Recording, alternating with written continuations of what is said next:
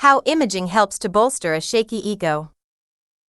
Dr. Smiley Blanton, famous psychiatrist and one of the wisest men I've ever known, used to say that day in and day out the most common problem he was called upon to deal with in his patients was lack of self-esteem. Most of the people who consulted him, Smiley said, were deficient in self-love. They had a poor opinion. That is to say, a poor image of themselves. And this great doctor, who knew the Bible backward and forward, always referred such people to the second great commandment, "Thou shalt love thy neighbor as thyself," Matthew 22 verse 39. There it is, Dr. Smiley Blanton would say. Plain as the nose on your face. Love is the answer to all human ills. But the Bible says here. And he would thrust the book right into the patient's hands. That you can't love anyone properly as long as you despise or downgrade yourself. Look. There it is, right there. See? Right there. Inferiority complex, how would you define it? I think I'd say it was timidity in the presence of life. And Smiley was right, it is very common. I have found in my own counseling experience that often the most outwardly confident and aggressive people are using that apparent confidence as a mask for deep doubts about themselves and their ability to cope with the challenges and problems of living. It's a paradox, really. God made a masterpiece when He created human beings. The Bible says we rank just a little lower than the angels, which is pretty high on the scale of things. It says He crowned us with glory and honor. Now you'd think that a creature made in God's image would be pretty sure of himself, wouldn't you? But all too often he's not. Something holds him back from the belief in himself that makes for happiness. And, as anyone who suffers from a sense of inferiority will tell you, when a person's inner image of himself drops below a certain level, the result is pure misery. It's almost as if there were two separate, warring entities inside each of us, the strong and the weak, the bold and the fearful, the large and the small. Each of us has a big me and a little me inside, and many times the little me frustrates and paralyzes the big me. I remember reading some years ago about the famous Italian tenor Enrico Caruso, surely one of the greatest masters of song ever to step onto a stage. In later life, his confidence was enormous, but at the beginning of his career he was unsure and uncertain. One opening night at the opera, Caruso was standing in the wings waiting to go on when he was seized by an overwhelming attack of stage fright. His throat became constricted. Perspiration poured from him. He was actually shaking with fear. Then the stagehands nearby were astonished to hear him say, in a whispered command, "Out. You miserable little me, get out of my way. Out. Out." By a tremendous effort of will, Caruso was changing his self-image.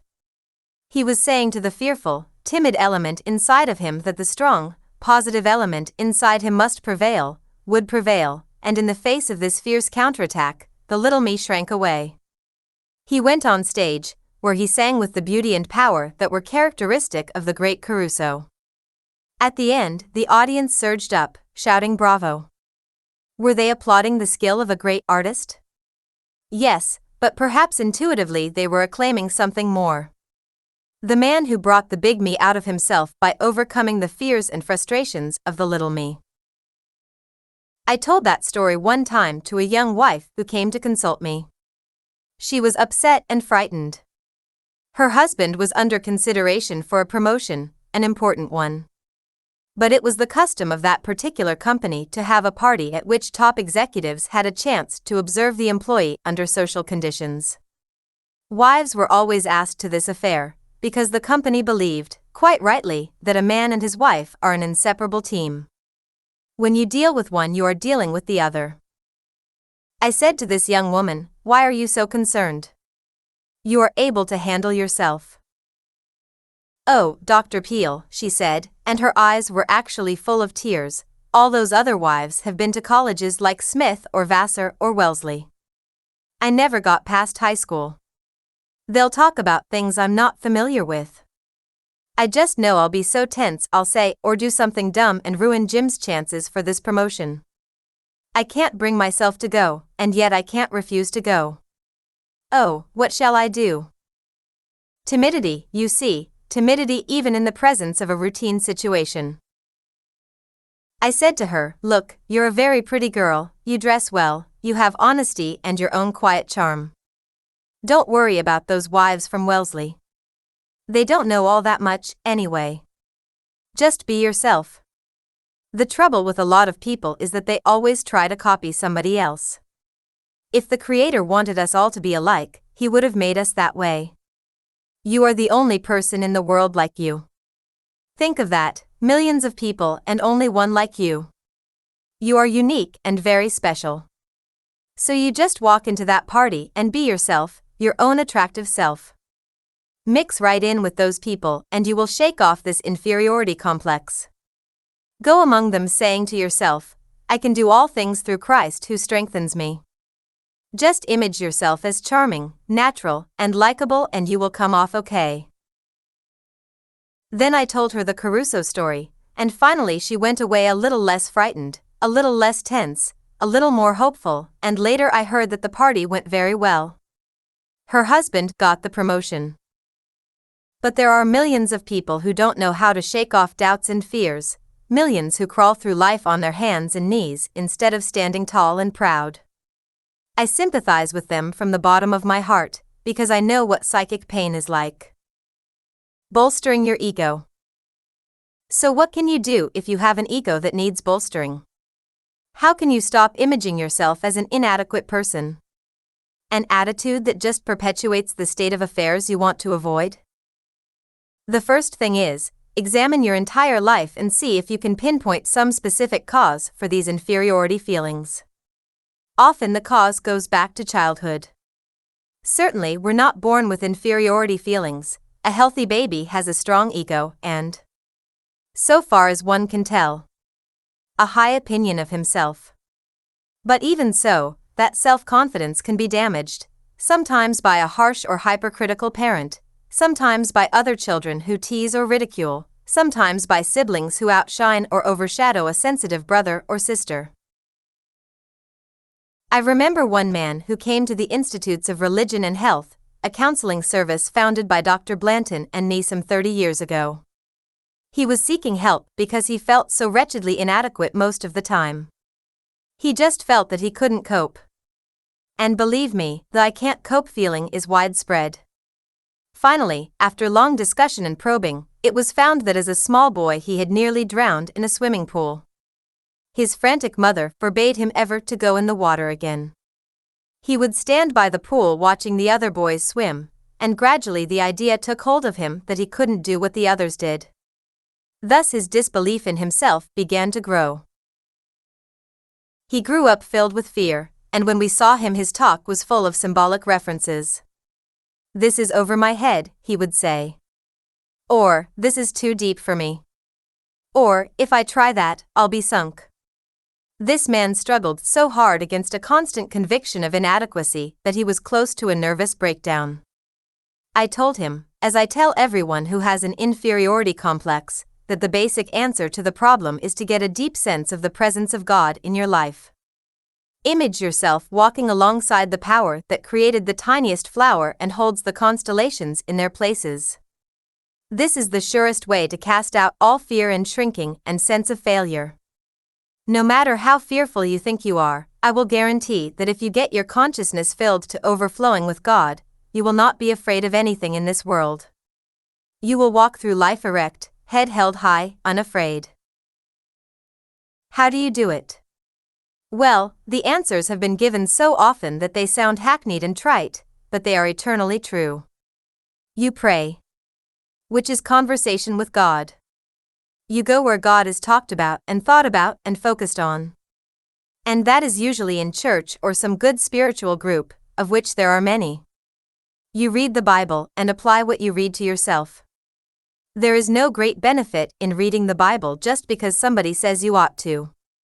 The Bible only comes to your rescue when you take its message and diligently apply it to yourself and your problems and to the image you have of yourself. Take the story of David and Goliath, for instance. Everyone knows how the slender shepherd boy went out against the great armored giant of the Philistines. Where were his weapons? A sling and 5 smooth stones, you say? True enough, but that was only part of his armament, indeed the smallest part. Listen to the words of David himself as he went out to face what everyone else thought was certain death. Thou, Goliath, comest to me with a sword, and with a spear, and with a shield, but I come to thee in the name of the Lord of hosts. 1 Samuel 17 verse 45. In other words, David went to battle supported by a God-saturated mind. That was his powerful armament. Therefore he knew no fear. And therefore he was victorious. Now, don't just read that famous Bible passage as an old story, as an exciting bit of ancient history. The idea is to apply its truth to yourself. What are the fearsome problems that confront you, that frighten you, that give you a sense of inadequacy?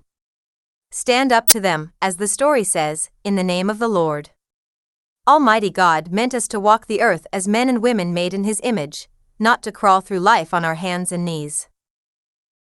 Select one of those problems that looms so large in your mind and take some action against it. Remember what Emerson said, do the thing you fear, and the death of fear is certain. Suppose you're afraid to ask the boss for a raise. Summon up your courage and ask him if you honestly think you deserve it. You may not get it, but you will have done wonders for yourself anyway, because you will have broken through the fear barrier. And that is of more value than a larger paycheck. Once we had in this country a great psychologist named William James. He pointed out that there is in all of us a psychological barrier that he called the first layer of fatigue. He said that most of us work and struggle until we come to this point and then we say, I'm so tired. I haven't any more energy. I'll have to stop. But James said that beyond this barrier of fatigue there is tremendous power and energy waiting for us, if we will just force ourselves through it. The people who really do great things in this world, said William James, are those who drive past the first layer of fatigue. Self-doubt is like that, too. It sets up a barrier and timid people turn back when they encounter it. They keep turning back until it becomes a habit. A bad habit. But if you crash through it, if you make yourself ask the boss for that raise, if you do the thing you fear, just once, the barrier will be broken and your image of yourself will be upgraded. Confidence will begin to flood into your mind and drive out the doubts and the feelings of inadequacy. There is another thing you can do, too. Examine the lifestyle you are leading and, if necessary, clean it up. One big cause of inferiority feelings, perhaps the greatest, is wrongdoing, being off the beam from a moral standpoint. People do things that are morally wrong, sometimes because they are tempted, sometimes simply because they want to and think they can get away with it. To use the old-fashioned hard-hitting term, they commit sin. And this is one of the stupidest things you can do, because once you commit a sin it will never let up on you. You can try to ignore it. You can try to put it out of your mind. But it's like putting erroneous information into a computer. It's there. It is not going to disappear. It is going to cause the computer to give wrong answers because it is programmed wrong. A splinter in the unconscious. I've never understood why the consequences of sin aren't glaringly obvious to everyone. A moral transgression is like a splinter in the unconscious mind. Unless that splinter is removed, it is going to fester. And what form does this festering take? First of all, it damages the self-esteem of the individual. He knows he has done something wrong, and so he doesn't like himself quite as much as he did before. Next, it begins to affect his performance in subtle but unmistakable ways. A deep, unacknowledged sense of guilt, a built-in censor, will tell that person that so far he may have been doing pretty well, but now, because he has done wrong, he doesn't deserve to do so well anymore. The voice of conscience, the censor within the mind, will say, "You are a wrongdoer, my friend, you are a sinner." It may even get inelegant and say, "You are a dirty dog and you deserve to be punished, and if no one else will punish you, I hereby order you to punish yourself. Sometimes the punishment is quite subtle in that it takes the form of inefficiency or loss of creativity. Sometimes it appears as ill health. Most often it reveals itself as a growing feeling of inadequacy and inferiority. So if such feelings trouble you, perhaps it would be a good idea to take a ruthless moral inventory of yourself and if necessary change some area of your life that you may find is not as it should be. One last suggestion: if you feel inadequate, sometimes it is a good idea to ask yourself, inadequate compared to what? I've known people who were despondent and downcast because they allowed themselves to become victims of too great expectations. A young man about to enter college sought me out to talk about his inferiority feelings. It didn't take much perception to see that the trouble lay in his relationship with his father, or rather, with his father's memory, since the parent had died some years before. The father had been a great athlete, an All-American fullback, in fact, and foolishly the boy's mother was forever reminding him of this. The boy himself simply didn't have the physique to be a football player, or an outstanding athlete of any kind. But instead of accepting this fact, he was letting it make him miserable.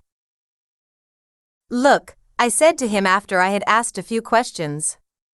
"You're a good student, probably better than your father was. You're a fine chess player. You've been the editor of your high school yearbook. You're not an inferior person, you're a superior one. You're just using the wrong yardstick, that's all. Be proud of your father, sure. But also be proud of yourself, because you deserve to be." 9 times out of 10, as was the case with this youngster, a feeling of inferiority is nothing but a state of mind. It was Milton who wrote, "The mind is its own place, and in itself can make a heaven of hell, a hell of heaven." Image yourself as a worthwhile person, act as if you were someone worthy of admiration and respect, and gradually that is what you will come to be. What you can image, you will be, in the long run. To sum up, then, here are some specific things to do if you need to bolster a shaky ego. Hold in your mind the image of the kind of person you want to be: confident, assured, competent, calm. Break through the fear barrier by deliberately doing something that has been causing you apprehension.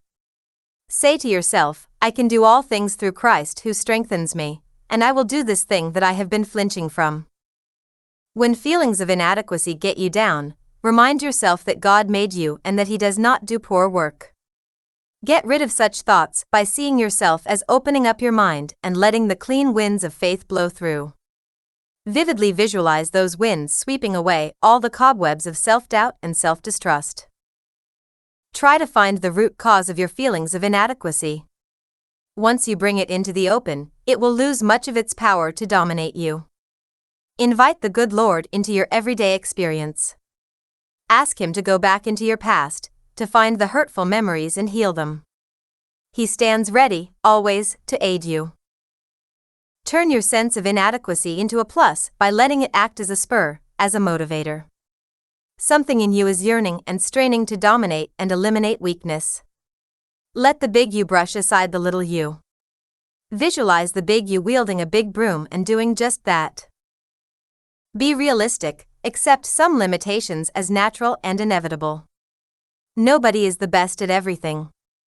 But image yourself as the best at something. Stop telling yourself that you can't. Image yourself succeeding in the area where you wish most completely for success. Imagine a television screen on the wall in front of you. In that screen, see yourself as the principal actor doing the thing you long to do. Run this film over and over again in your mind. This is the technique that Roger Furger used, that Mary Crow used, that Harry DeCamp used, and it is the technique Ruth and I learned in the formation of Guideposts magazine. It is called imaging. It worked for them. It worked for us. It can work for you.